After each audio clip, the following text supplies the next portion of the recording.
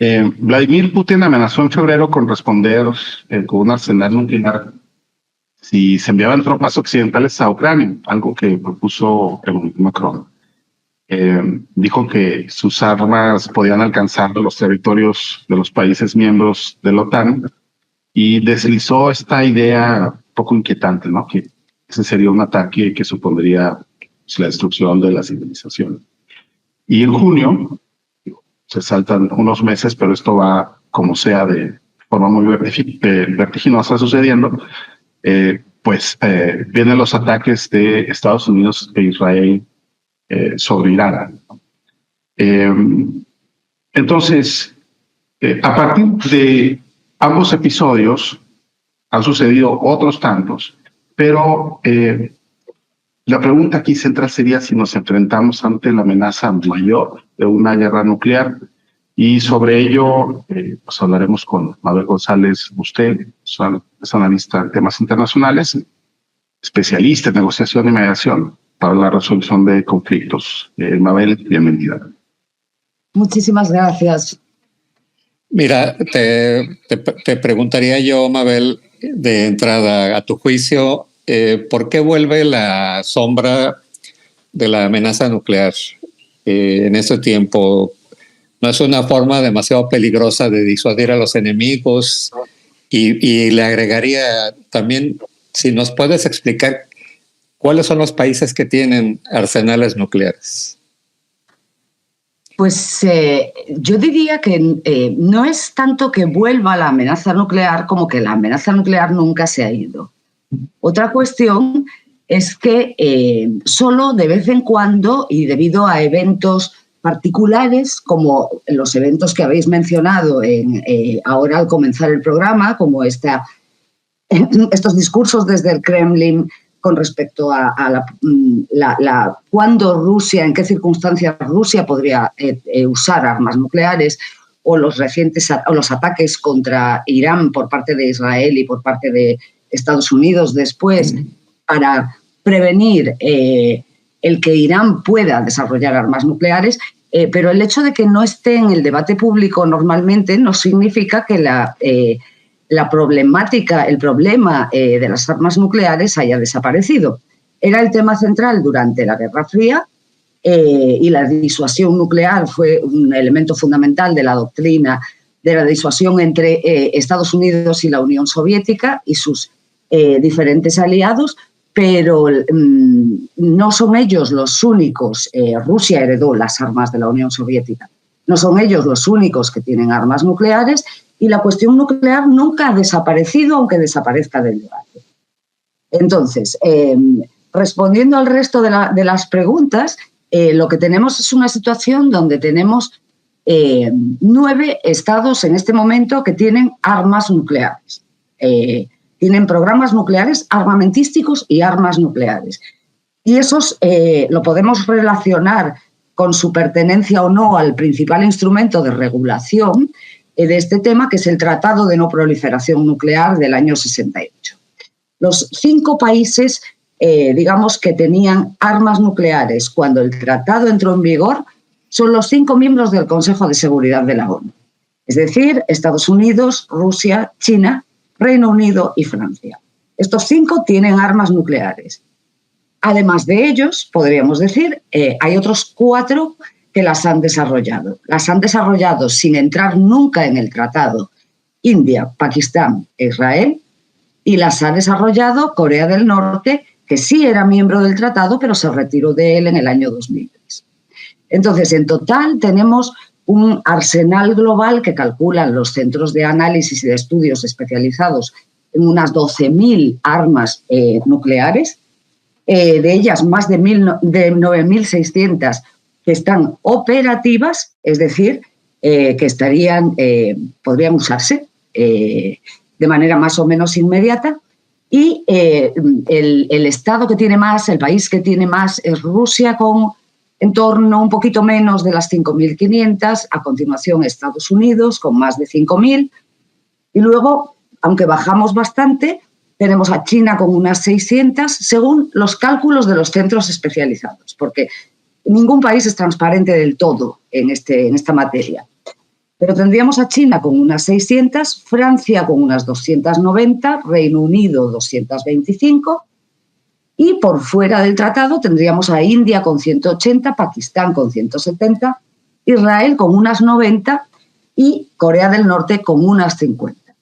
La cuestión, además, es que estas armas nucleares que existen en la actualidad no solo son armas mucho más potentes que las que existían durante la Guerra Fría, es decir, tienen muchísima mayor capacidad destructiva que aquellas, es decir, con mucho menos de esas 12.000, muchísimas menos, unas cuantas bastarían para provocar el llamado invierno nuclear, es decir, efectos devastadores para la vida en la Tierra. Y el problema es que efectivamente son más los países que las tienen. Estos son digamos, esta sería como la gran situación en este momento. Ahora, Mabel, ¿de qué depende? Porque finalmente se habla de estas condiciones tan sensibles y pareciera que esto dependería del humor o de la sensibilidad de cada uno de estos mandatarios, pero ¿cuál es la cadena que debe transcurrir y qué tan factible es que se emplee un ataque nuclear, no sé, sobre una instalación estratégica, sobre la población civil? Yo creo que todos esperamos que no sea tan... que nadie decida hacerlo.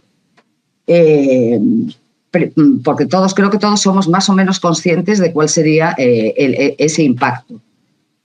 Yo creo que Rusia, hay dos cuestiones aquí. Un país tiene un cierto arsenal de armas nucleares y luego además tiene lo que se llama una doctrina nuclear.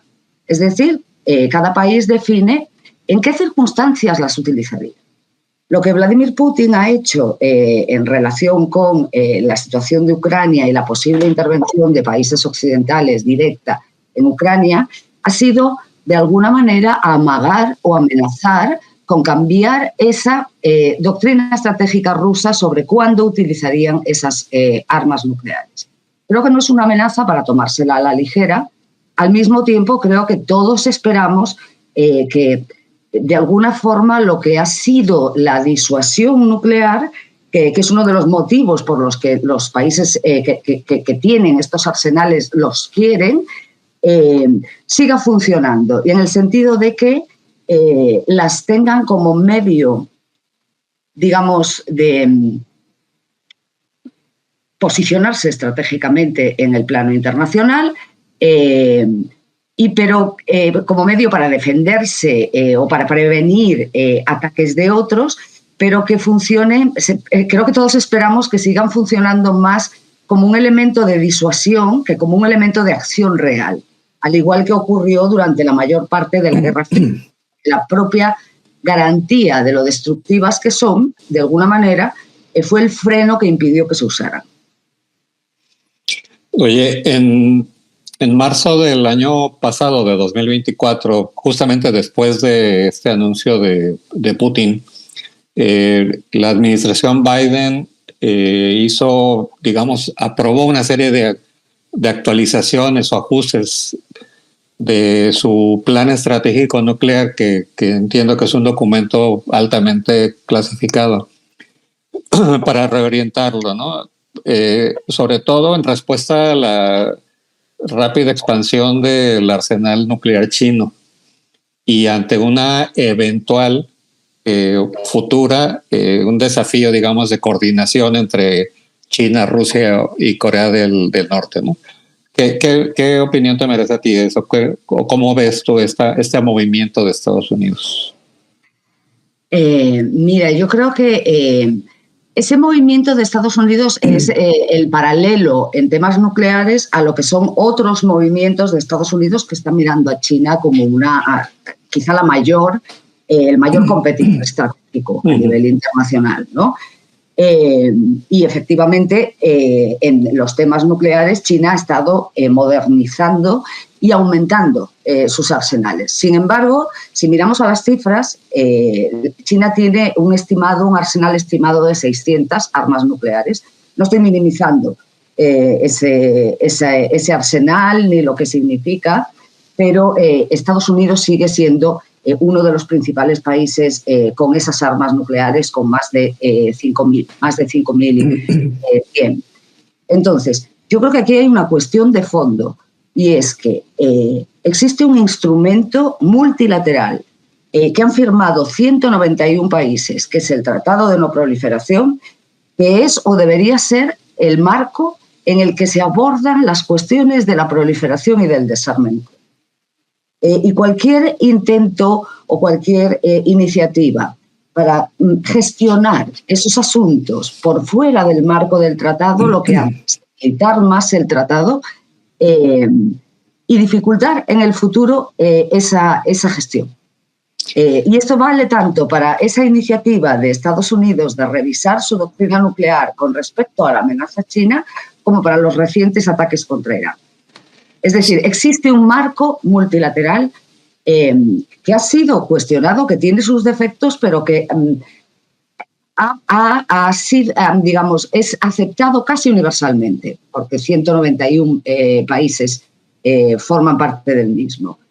Y debilitarlo o adoptar posturas unilaterales y actuar al margen de esos mecanismos, de alguna manera, yo creo que agrava más que previene futuras amenazas.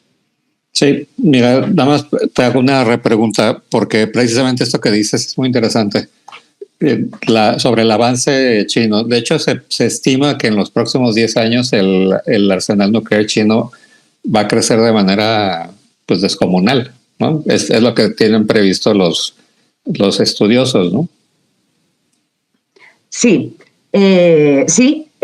Yo creo que está en la misma. Yo creo que ese crecimiento, que es decir, tanto la proliferación como la modernización de esos arsenales nucleares, yo creo que es una mala noticia para todos.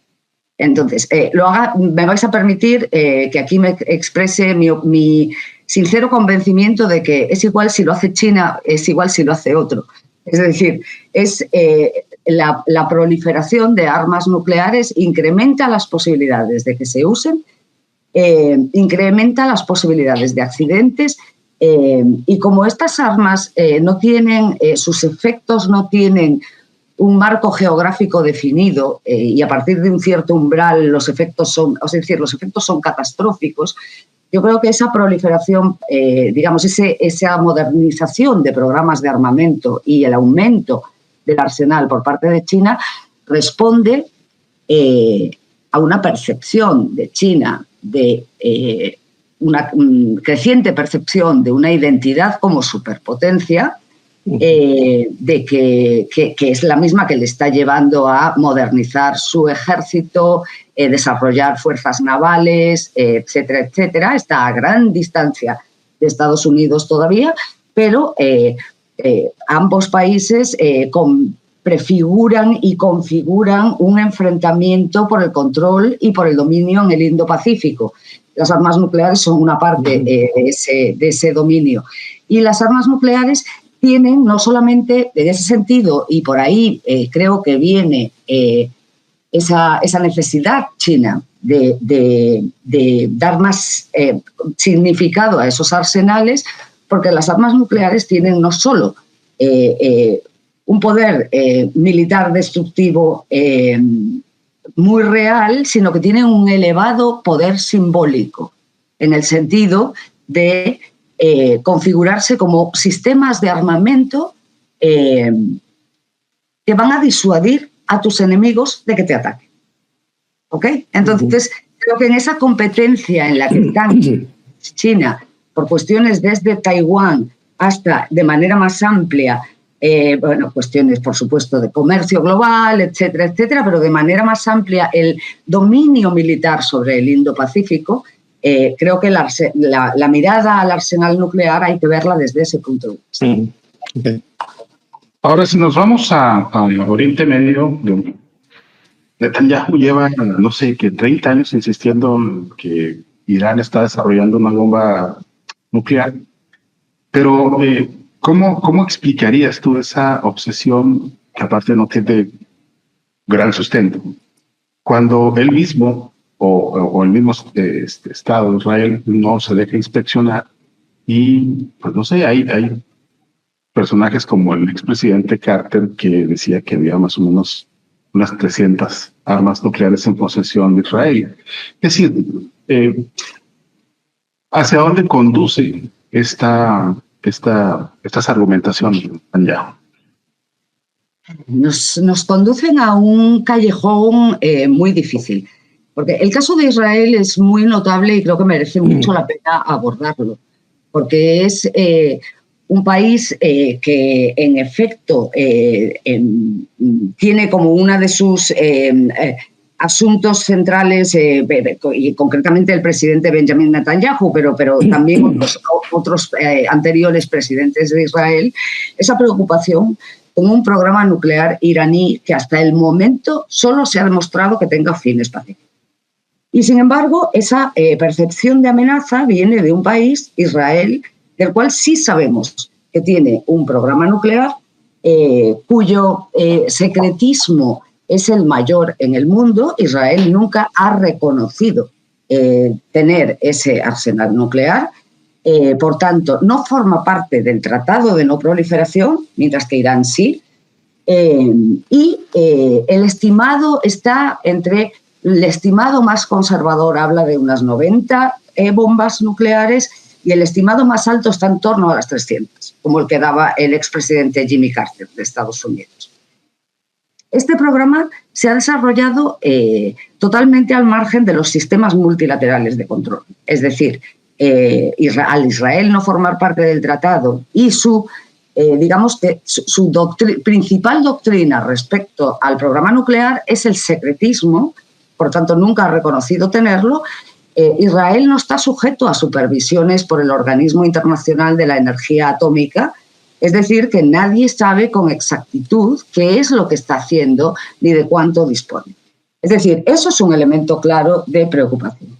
Y de hecho, lo que sabemos del programa israelí fue una filtración de un científico israelí que trabajaba en el programa nuclear en la central de Dimona, en el desierto de Negev, Mordechai Vanunu, que más tarde tenía sus propias quejas con el tratamiento de Israel hacia los palestinos, con el programa de armas atómicas, sacó fotografías, etcétera. Dejó Israel, las filtró a un diario británico que con eso dio la historia la historia de su historia, podríamos decir, y ese científico fue luego secuestrado por el Mossad en Roma, llevado a Israel, juzgado por traición, encarcelado durante 18 años, de ellos 9 en régimen de aislamiento. Desde que salió a la calle nunca se le ha permitido dejar Israel. Es decir, Israel es un país que puede tener preocupaciones con respecto a su seguridad, pero es un país que está en muy mala posición para exigir a otros casi ninguna cosa en relación con esto, dado su propio historial de desarrollo de un programa nuclear secreto, de desarrollo de armas atómicas y de no cooperación con los mecanismos internacionales de salvaguarda. Sí. Precisamente sobre esto te quería yo preguntar, Mabel, dos cosas. Una, ¿cuál es el papel que juegan los países de la región, por ejemplo, Arabia Saudí o Emiratos Árabes Unidos, respecto a este conflicto, esta tensión por el tema nuclear entre Israel e Irán?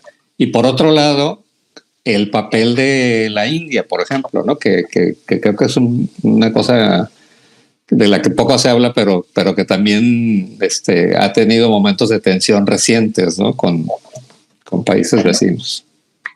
Bueno, en Oriente Medio la cuestión de la proliferación ya no solo de armamento nuclear, sino de armas de destrucción masiva en general, es un asunto que ha preocupado a muchos durante décadas. Y en este sentido, en en muchos sectores y entre muchos analistas ha preocupado el programa israelí, ha preocupado el programa iraní, pero también es cierto que hasta el momento el programa iraní ha sido un programa civil, pero tenemos que enmarcar la cuestión nuclear de Oriente Medio dentro de el hecho de que Irán pasa de ser un aliado clave de Estados Unidos bajo el gobierno del Shah y uno de sus 3 pilares en Oriente Medio, junto con Israel y Arabia Saudí, pasa a ser enemigo después de la revolución del año 1979. Esta es la primera cuestión. A partir de esa revolución, la obsesión de Irán es la independencia, es decir, tomar decisiones y que no se las tomen por fuera de ellos. Y en ese sentido, y en el sentido también de que es un país que se sabe aislado internacionalmente, su interés en desarrollar capacidades.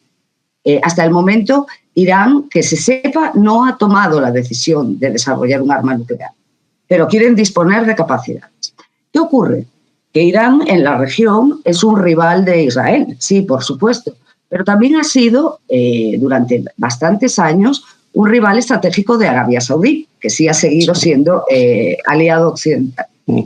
Entonces, que se ha presentado a veces esta digamos, tensión entre ambos países como la potencia chií frente a la potencia suní, pero que en realidad no tiene nada que ver con la religión, sino que tiene que ver con el poder en Oriente Medio y con quién es un poder regional y con quién tiene hegemonía regional. Es cierto que ambos han mejorado sus relaciones en estos últimos años con mediación china y han restablecido relaciones. Pero ¿qué ocurre con este problema de la proliferación?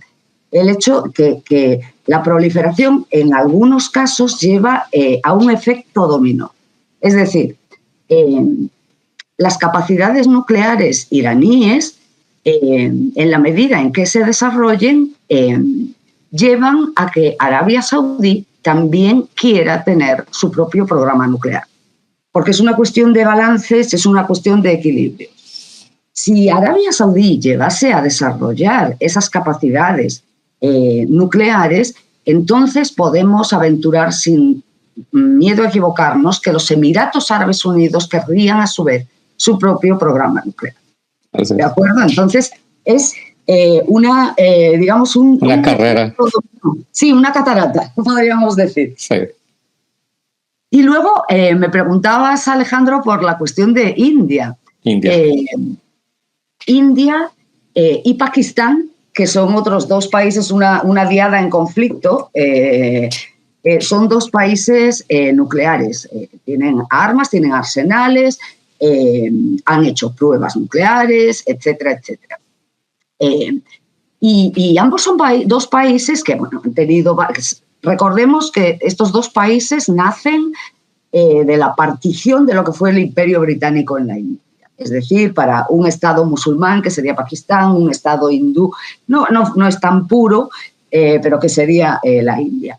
Y han estado enfrentados, incluso en enfrentamientos bélicos directos y en escaramuzas, como la que ocurrió si no me equivoco, en junio de este año, sí, a principios de junio, creo, final de mayo, por la disputada provincia de Cachemira.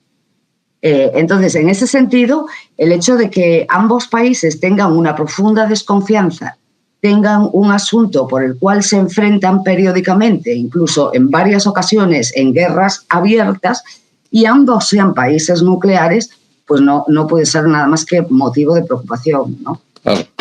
Claro. Si hablamos de la población abierta, de los civiles del mundo, me parece que esto está tan polarizado, hablo de las posiciones a favor o en contra, como está todo dentro de la política de los años recientes, ¿no? Entonces, concretamente en este conflicto Israel-Irán, pues, la gente tomó partido, ¿no? O a favor de Irán o a favor de Israel, pero en realidad hay mucho desconocimiento sobre las realidades y los marcos históricos de esta confrontación. Pero acá la pregunta, o más bien yo te pediría que nos dieras una opinión sobre si estas movilizaciones ciudadanas que se dan a través del mundo o más decididamente en Occidente, ¿tienen algún tipo de repercusión o son simplemente irrelevantes? Es decir, ¿qué papel juega la humanidad en todo esto? Yo creo que en relación, fíjate, en relación con las armas nucleares, yo creo que muy posiblemente si hiciésemos encuestas fiables, las armas nucleares le parecerían malas o preocupantes a buenas partes de las opiniones públicas globales. Es decir, yo creo que en la conciencia de que el arma nuclear podría terminar con todos nosotros. Es decir, que no es un arma que se use en teatros de operaciones limitados. Estamos hablando además de que las dos bombas que se han usado hasta ahora son las de Hiroshima y Nagasaki. Yo creo que están en la memoria de las generaciones. Las armas existentes en la actualidad multiplican la potencia de las que se usaron en Hiroshima y Nagasaki. Entonces, yo creo que en ese sentido creo que la opinión pública global se preocupa por las armas nucleares. Otra cuestión son los estados. En relación con la cuestión de Israel e Irán, yo creo que más que, digamos, por un lado creo que más que una polarización, cabría hacer dos cosas. Por un lado, analizar las razones históricas de las crisis, es decir, no quedarnos solo en el evento como esta guerra de 12 días que no sabemos si se terminó ahí, pero que ha tenido lugar recientemente entre ambos países y con participación de Estados Unidos, sino ir a los asuntos profundos. Y los asuntos profundos para mí tienen que ver en esta relación con los programas nucleares, con cómo vamos a gestionar los asuntos complejos que afectan a la humanidad. Los vamos a gestionar mediante la diplomacia, mediante la cooperación, mediante la transparencia y unos acuerdos que afecten a todos, o los vamos a gestionar mediante ataques preventivos y el uso de la fuerza. Yo creo que estamos en un momento que cabe hacernos estas preguntas. Y luego, sobre la movilización de las opiniones públicas y, como bien dices, sobre todo en Occidente, yo creo que tiene un impacto limitado sobre los gobiernos de la región. Yo diría que la movilización de opiniones públicas contra lo que está ocurriendo en Gaza tiene un impacto muy limitado sobre las decisiones estratégicas del gobierno de Israel. Hay que ser francos. También creo que esas movilizaciones no van tan dirigidas a influir en el gobierno de Israel como a influir en tu propio gobierno para que a su vez actúe en relación con Israel. Y creo que ese es un objetivo más factible. Y en relación con Irán, su programa nuclear, yo creo que haría falta, pues porque este es un tema que como que se quedó en la Guerra Fría, ¿cierto? Como comenzábamos la conversación, pero está muy lejos de haberse quedado en la Guerra Fría. Forma parte de los cálculos más actuales. Y entonces creo que, estoy, la verdad, contenta de que estemos hablando de este tema porque me parece un tema importante y un tema del que las opiniones públicas pues deberían saber más. Y deberían estar más actualizadas, más informadas de ese riesgo, ¿no? Y creo que más que tomar partido por unos u otros, se trata de ver estos asuntos en cómo vamos a gestionar estos asuntos. ¿Los vamos a gestionar mediante la diplomacia o los vamos a gestionar mediante los ataques preventivos? Porque hay un detalle, que es un detalle, pero yo creo que todos nos acordamos, año 2003, ataque contra Irak, en aquel entonces invasión de Irak por parte de Estados Unidos, al margen de la legalidad internacional, usando además la excusa de que tenían un programa de armas de destrucción masiva, que no era cierto. Pero fijaos que ese mismo año, en el año 2003, eso fue una guerra, lo que llamamos una guerra preventiva, ¿no? Que es ilegal con el derecho internacional en la mano. Pues es el mismo año en que Corea del Norte decide salirse del Tratado de No Proliferación y desarrollar el arma nuclear. Porque quizá llegaron a la conclusión de que tener era la mejor garantía de no ser atacados. Y eso es peligroso para todos. Claro. El que más países vayan llegando a esa conclusión. Sí. Yo te haría una última pregunta, Mabel, para ir cerrando. Es un poco lo que comentaba sobre las opiniones públicas, cuál podría ser la reacción, que posiblemente podría ser de rechazo, pero lo que sí llama la atención es, por otro lado, cómo la narrativa o el relato de Occidente se ha impuesto en los medios de comunicación, es decir, planteando como que Irán ya está a punto, a unos meses de tener la bomba nuclear, y que era necesaria esa acción y la intervención de Estados Unidos, y digamos que los que no están dentro del tratado siempre se plantea como si fueran parte del eje del mal, ¿no? Si tienen este tipo de arsenales, ¿no? Pero fíjate dos cosas. Sí, perdona. Sí, no. Sí, dime. Una, Irán está dentro del tratado. Claro. Es decir, Irán no. ha firmado incluso el protocolo adicional. Por tanto, las actividades nucleares iraníes hasta el ataque están monitoreadas de cerca, muy de cerca, por los inspectores del Organismo Internacional de la Energía Atómica, de acuerdo al tratado. Entonces, Irán ha desarrollado lo que hasta ahora son procesos de enriquecimiento de uranio que no han pasado, ni tienen todavía el grado, ni tienen la cantidad, ni tienen, es decir, no tenemos porcentaje, ¿no? Nada, no tenemos ninguna prueba de que estén buscando un arma nuclear, y el gobierno iraní, el Estado iraní, no ha tomado la decisión de desarrollar armas nucleares. Por tanto, es un ataque por si acaso algún día lo deciden. Claro. Pero lo que te decía, que a final de cuentas los medios de comunicación sí han impactado, han registrado y han reproducido insistentemente lo que dice Estados Unidos e Israel, ¿no? En este caso sobre Irán, pero lo mismo han dicho en caso de Corea y de otros de esos países, ¿no? Sí, porque yo creo, creo que aquí todos somos periodistas aquí, y creo que a veces a los periodistas nos cuesta, y a los medios nos cuesta salirnos del consenso, ¿verdad? Y digamos, tanta cantidad de información viniendo de centros de poder importantes y señalando lo preocupante que es el programa nuclear de Corea del Norte, que lo es, pero lo preocupante que es, o podría ser en el futuro, el programa nuclear iraní, que no lo pongo en duda, precisamente porque me preocupan todas las armas nucleares, pero que a su vez omite todo el resto de la fotografía. Y creo que tiene que ver con que a los medios les cuesta salirse de ese consenso. Pero yo creo que hay que hacer es decir, creo que hay que hacer un esfuerzo. Creo que hay que hacer un esfuerzo también de educación, no sé si de educación pública y de educación hacia nuestros propios colegas, ¿no?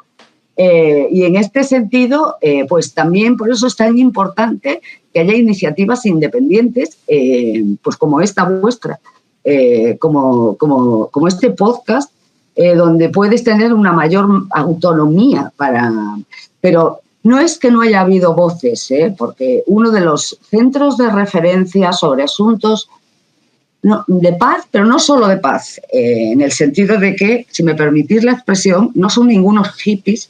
El Instituto de Investigación para la Paz de Estocolmo, el SIPRI, que es un gran centro, que es el centro de referencia a nivel mundial sobre producción de armamento, gasto militar, comercio de armas, etc.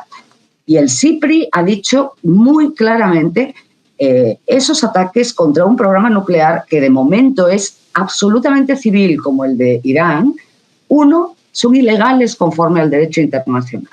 2, son un ejemplo de guerra preventiva. es una guerra de agresión. Y 3, puede que tengan el efecto de agravar el problema en lugar de solucionarlo. Porque para empezar, la reacción de Irán ha sido, porque así lo pidió su Parlamento, el gobierno ha decidido suspender la cooperación con el Organismo Internacional de la Energía Atómica. Es decir, y muy probablemente, es decir, con toda seguridad, han movido los arsenales, o sea, el uranio enriquecido a lugares que ahora mismo no se conocen. Por tanto, antes había transparencia sobre ese programa, más allá de la propaganda, y ahora mismo no la hay. Es decir, la situación ha ido a peor en lugar de mejorar. Claro. Pues te queremos agradecer que estás con nosotros clarificando un montón de cosas, de sucesos, de historia, de marcos de referencia. Y pues por desgracia esto no se va a detener, así que ojalá podamos contar con tu participación una vez más.